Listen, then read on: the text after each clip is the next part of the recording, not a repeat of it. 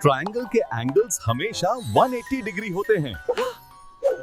आज इसे आसान तरीके से समझेंगे। 2000 years later. अच्छा, आज की जो कहानी है ना, वो मैथ्स के किसी चैप्टर के बारे में नहीं है।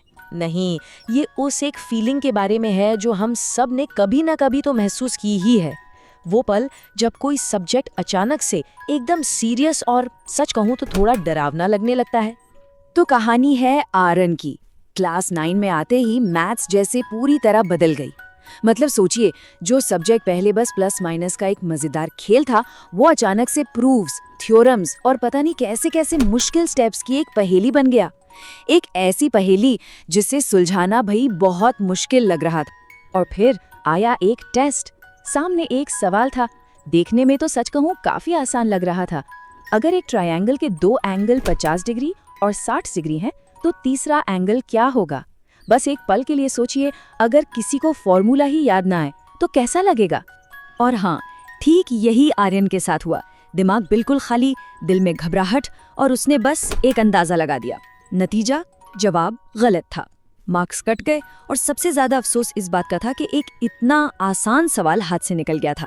तो चलिए अब क्लासरूम में चलते हैं, क्योंकि असली जादू तो यहीं होने वाला था। टेस्ट के बाद टीचर ने उसी प्रॉब्लम को एक बिल्कुल अलग, एक ज्यादा बेसिक तरीके से सबके सामने रखा। टीचर ने कोई मुश्किल फॉर्मूला नहीं पूछा, नहीं, उन्होंने बोर्ड पर एक ट्रायंगल बनाया और पूरी क्लास से सीधा सा सवाल किया, एक ट्रायंगल के तीनों एंगल्स का टोटल कितना होता है?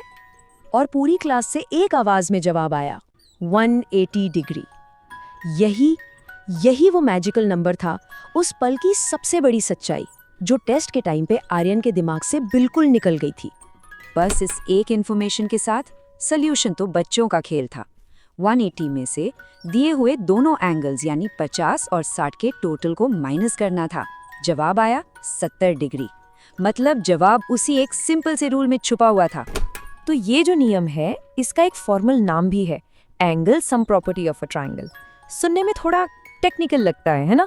पर इसका मतलब सिर्फ इतना सा है कि ट्रायंगल कैसा भी हो, छोटा बड़ा किसी भी शेप का, उसके तीनों एंगल्स को जब भी जोड़ेंगे तो हमेशा 180 डिग्री ही आएगा, बस। लेकिन असली कहानी तो अब शुरू होती है। टीचर सिर्फ नियम बताकर रुके नहीं, उन्होंने एक और सवाल पूछा, एक ऐसा सवाल जो सब कुछ बदलने वाला था। पर यह नियम काम क्यों करता है? क्या से क्यों तक का सफर बस यहीं से शुरू हुआ। अब देखिए कि ये प्रूफ कितना सिंपल और मजेदार है। टीचर ने क्या किया, ट्रायंगल के बेस के पैरेलल ऊपर एक सीधी लाइन खींच दी, और जैसे ही ये लाइन खींची, ट्रायंगल के दो एंगल के बराबर वाले एंगल उस सीधी लाइन पर बन गए। और अचानक से क्या देखा कि ट्रायंगल के तीनों एंगल मिलकर एक सीधी लाइन बना रहे हैं। और एक सीधी लाइन का एंगल कितना होता है? बिल्कुल सही, 180 डिग्री। और यही था वो पल, आर्यन का आहा मोमेंट। उसे पहली बार ये एहसास हुआ कि मैथ्स के नियम बस ऐसी हवा में नहीं बने हैं, उन्हें रटने के लिए नहीं बनाया गया, बल्कि उनके पीछे एक सॉलिड लॉजिक है, एक वजह है। और बस इसी एक समझ ने सब कुछ बदल दिया। इसका असर सिर्फ मैथ्स के मार्क्स पर नहीं हुआ, बल्कि आर्यन के कॉन्फिडेंस पर हुआ। अब वो सिर्फ सवाल सॉल्व नहीं कर रहा था, वो सवाल को जी रहा था, उसे समझ रहा था। आर्यन की ये जो सोच है ना, यही इस पूरी कहानी का दिल है। उसे समझ आ गया था कि अगर कॉन्सेप्ट क्लियर हो तो फॉर्मूला अपने आप याद रहता है, और डर तो खुद ब खुद गायब हो जाता है। आर्यन का ये जो ट्रांसफॉर्मेशन था वो देखने लायक था। सोचिए, एक तरफ पहला टेस्ट जहां भूलने का डर था, गेस वर्क था, और दूसरी तरफ अगला टेस्ट जहां लॉजिक पर आधारित एक नजरिया था और पूरा कॉन्फिडेंस था। मार्क्स भले ही 100 में 100 ना आए हों, लेकिन जो कॉन्फिडेंस था वो 100% था। तो आर्यन की इस कहानी से हम क्या सीखते हैं?